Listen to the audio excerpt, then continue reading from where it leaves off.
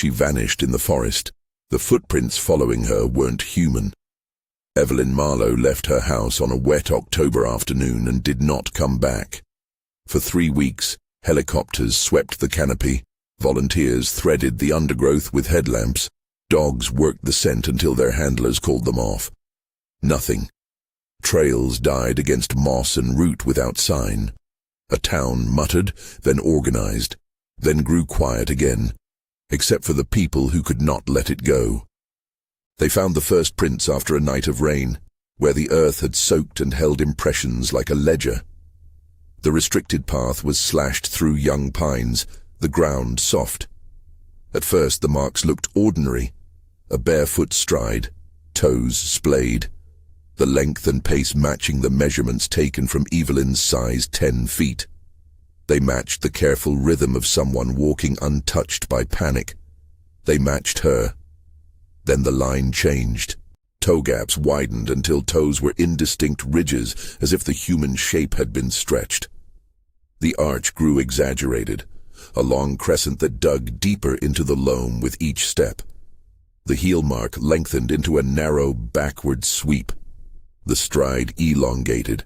What had been measured and neat bent into something taller, its weight shifting in ways a living person's cannot.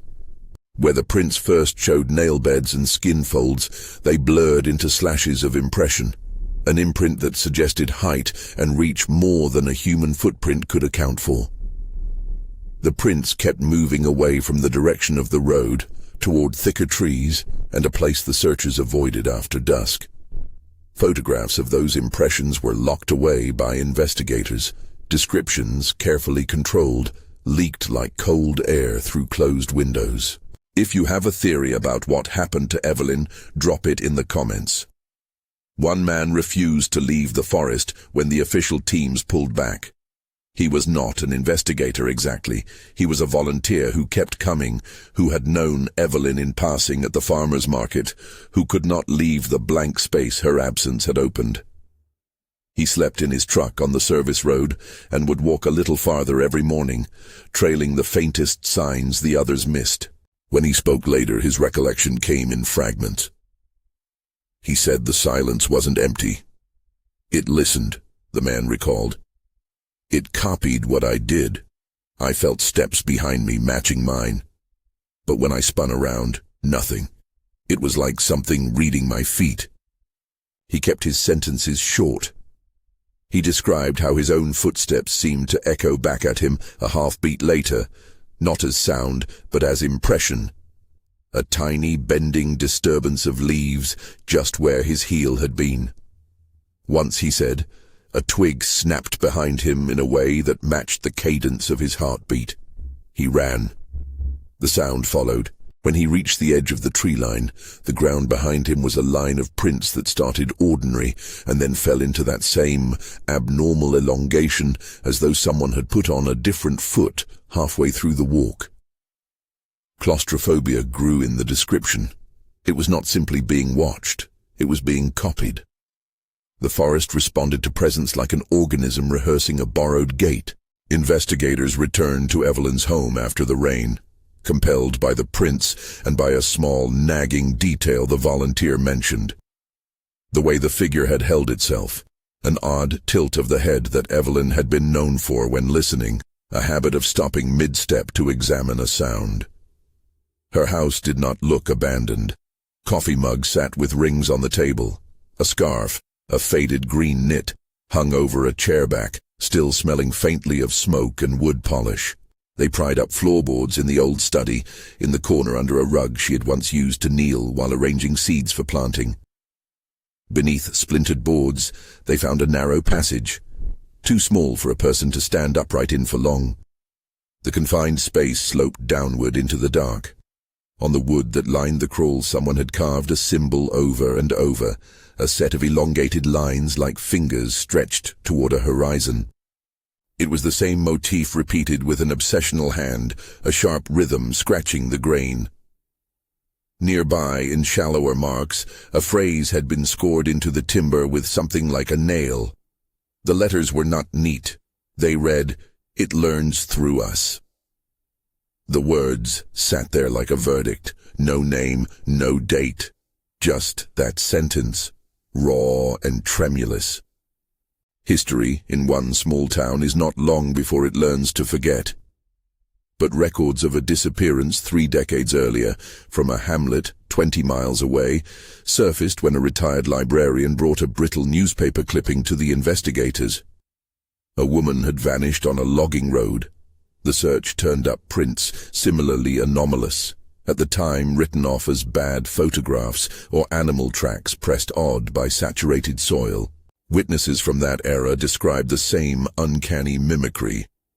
A dog returning with its gait altered after a walk, neighbors reporting footsteps outside that matched those inside. The pattern repeated, separated by years, as if the place itself had a memory and a method. Weeks after the floorboards were pried, a camera trap set near the forest edge for wildlife monitoring captured a single frame in the blue hour, a slender figure standing still between 2 trunks. The resolution was poor, sensor noise, skeletal branches, rain, and the shape resolved into suggestion more than form.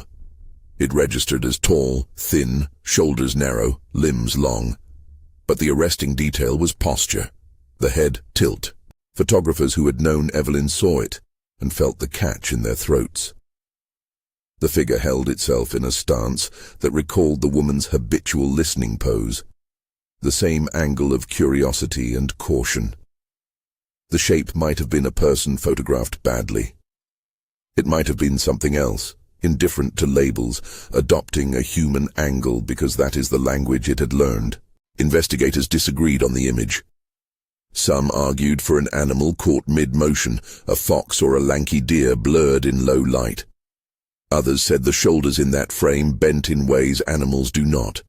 A human being could not account for the length of the limbs. The debate mattered less to the people who had known Evelyn than the raw sense of recognition. Identification in that moment was not about proof. It was about a mournful doubling, an echo of place that mirrored her.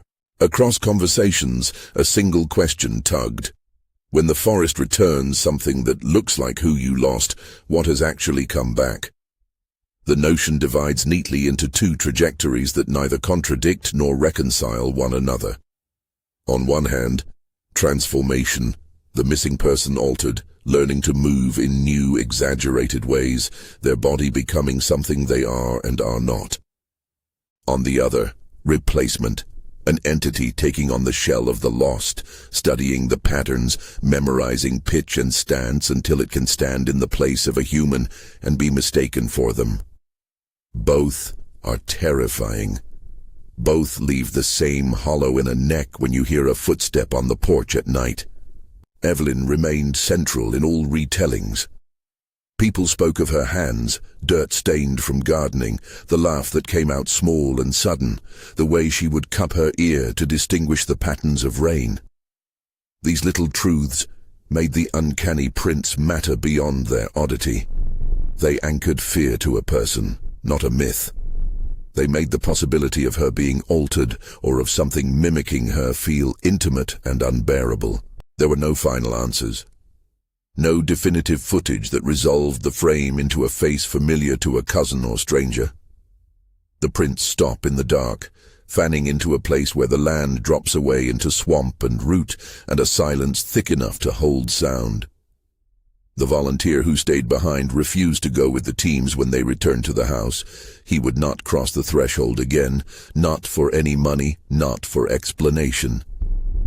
He left small offerings at the edge of the woods, packets of seeds, a jar of honey, things Evelyn would have liked. He told a journalist only this: "Sometimes at dawn, I swear I hear footsteps on the path that sound like her. They aren't right. They're off in the timing. They aren't hers, but they used to be.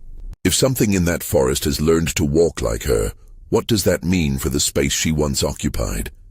Does the creature carry memories, picking up habit and tilt for practical imitation? Or did something of Evelyn remain, remade to fit a new architecture of limbs and hunger? Both possibilities pull at the threads of personhood in different directions. Both make the unanswered feel like a presence. We cannot close this. The last scene is not a reveal. but a question framed by earth and print.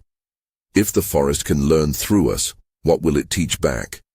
The prints are there to be read, if you have eyes willing to accept ambiguity. They start human, and then, step by step, refuse to stay that way. Was Evelyn changed, or did something become her?